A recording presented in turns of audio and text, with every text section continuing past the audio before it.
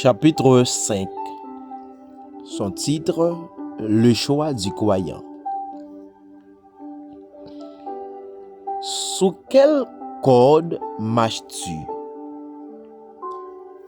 Chaque être humain, consciemment ou non, marche sous l'influence d'un gouvernement spirituel. Il ne s'agit pas seulement d'une question religieuse ou politique, mais d'un alignement intérieur qui règne sur ton cœur.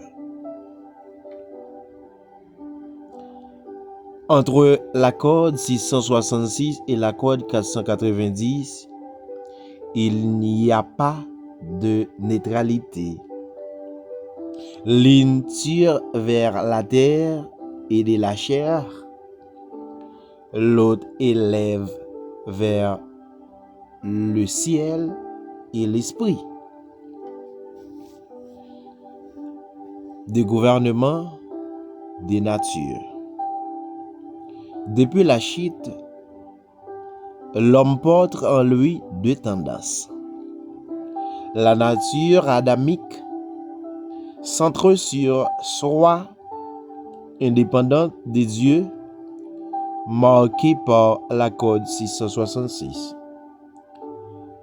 Et la nature régénérée, née de l'esprit, soumise à Dieu, attachée à la corde 490. Paul décrit ce conflit dans Romains chapitre 7.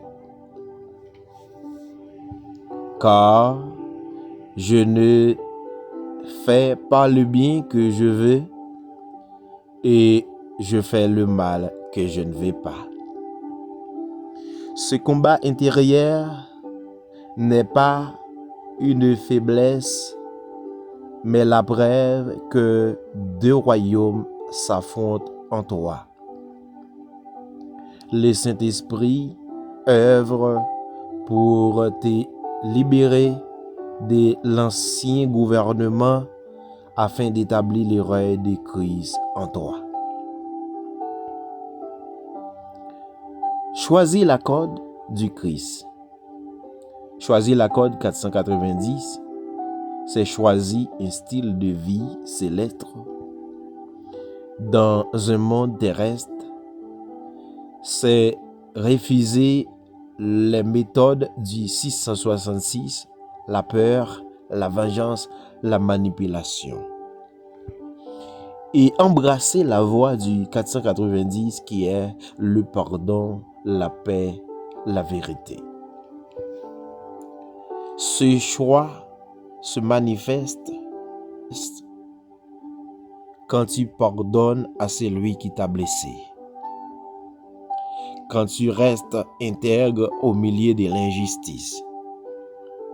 Quand tu choisis la foi plutôt que la peur. Quand tu mets la volonté de Dieu avant la tienne.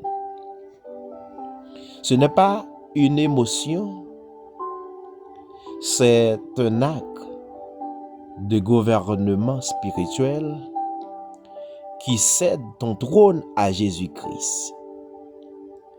Que ton règne vienne, que ta volonté soit faite sur la terre comme au ciel, selon Matthieu 6, le verset 10, où Jésus relève la suprématie de Dieu.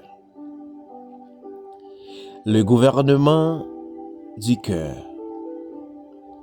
Le gouvernement du cœur, le royaume de Dieu commence dans le cœur.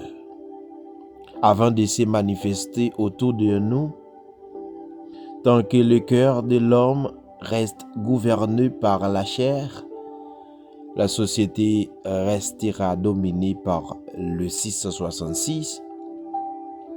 Mais quand le Christ gouverne leur cœur, même les ténèbres perdent leur pouvoir.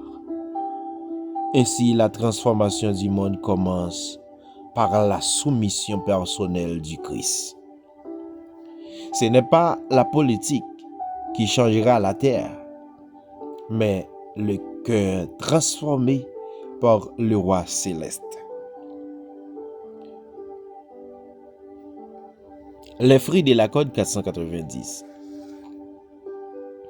Celui qui vit sous le gouvernement de la code 490 manifeste le fruit du royaume. Amour, joie, paix, patience, bonté, fidélité, douceur, maîtrise de soi. Selon Galates 5, le verset 22 et 23, ces fruits sont les lois vivantes du royaume. Il remplace la volonté du monde par la douceur du Christ. Il transforme les conflits en occasion de paix et les blessures en témoignage de grâce. Le prix de la récompense.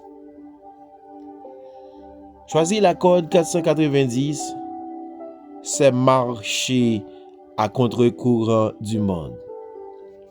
Tu seras incompris, parfois rejeté, car le système 666 ne comprend pas la logique du pardon, mais à ceux qui persévèrent, le roi promet. Si nous souffrons avec lui, nous régnerons aussi avec lui. De Timothée 2, le verset 12. Le trône du croyant n'est pas terrestre, mais spirituel. Assis avec Christ dans les lieux célestes. Éphésiens 2, le verset 6. Ceux qui se laissent gouverner par l'amour participeront au gouvernement éternel du Christ. Réflexion spirituelle. Le monde t'invite à gouverner sans Dieu. Le Christ t'invite à régner avec Dieu. Le 666 cherche la grandeur. Le 490 cherche la sainteté. Le premier élève l'homme. Le second élève Dieu dans l'homme. Le choix du croyant n'est pas donc une décision passagère, mais une allégeance spirituelle. Chaque jour, nous devons décider quelle corde tiendra notre cœur, celle de la domination ou celle de la miséricorde. Avec vous, de décider ces choix.